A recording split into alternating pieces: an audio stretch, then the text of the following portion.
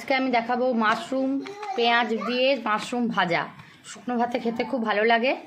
আমি মাশরুম দু কোটো মাশরুম নিচ্ছি, বাটাম মাশরুম, যে কোনো মাশরুমে ভালো লাগে। আগে আমি এগুলো কেটে নেব। আমি ছোটো ছোটো করে কেটে জলে ভালো করে ধুয়ে নিয়েছি। এবার জল ঝরানোর জন্য রেখে দিয়েছি। এটা আমি গরম জলে ভাপাবো। জলে এটাকে ভাপিয়ে নিয়েছি এবং ছেঁকে তুলে নিয়েছি। এবার কড়াই চাপিয়ে তেল দেবো। তেলটা গরম হয়েছে, আমি আগে মাশরুমগুলো ভেজে নেব।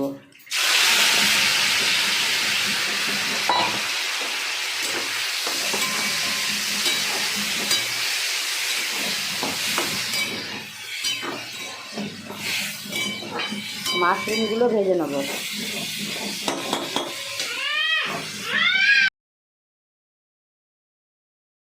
মাশরুমগুলো আমি ভেজে তুলে রেখেছি।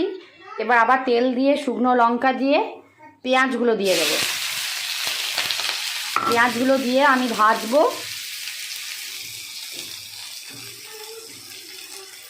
ভেজে নেবো, যতক্ষণ না কাঁচা ভাবটা যাচ্ছে ততক্ষণ ভাজবো।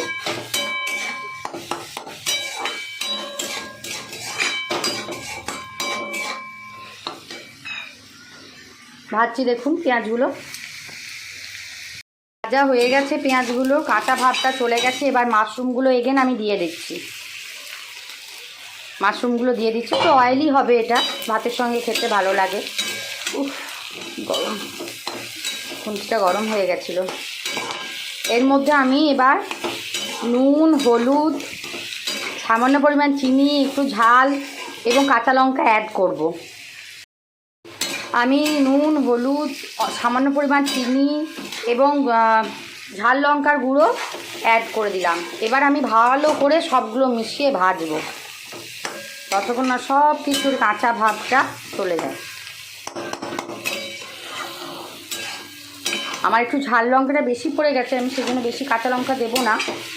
দেবো, ফ্লেভারটা ভালো লাগে। আমরা তো বাচ্চারা খাবে না, আমরা বাচ্চারা যদি খাই আপনারা ঝাল লঙ্কাটা দেবেন না। গোটা কাঁচা লঙ্কা ফেলে খাওয়ার সময় সেগুলো মেখে নিলেই হবে।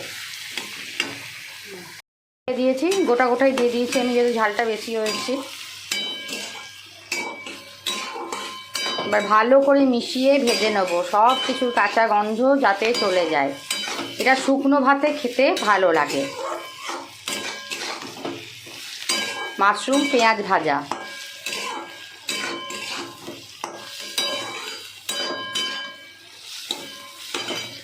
তেলটা ছেড়ে দিয়েছে, তার মানে এটা আমার ভাজা হয়ে গেছে। এবার আমি সার্ভ করে দেবো। ভাজাটা হয়ে গেছে। এটা শুকনো ভাতে খেতে খুব ভালো লাগে। আপনাদের যদি মাশরুম ভাজাটা পছন্দ হয় তো একটা লাইক, একটা শেয়ার, একটা সাবস্ক্রাইব করবেন। আমার ফেসবুক পেজটা ফলো করবেন, ইউটিউব চ্যানেলটা সাবস্ক্রাইব করে দেবেন। টাটা।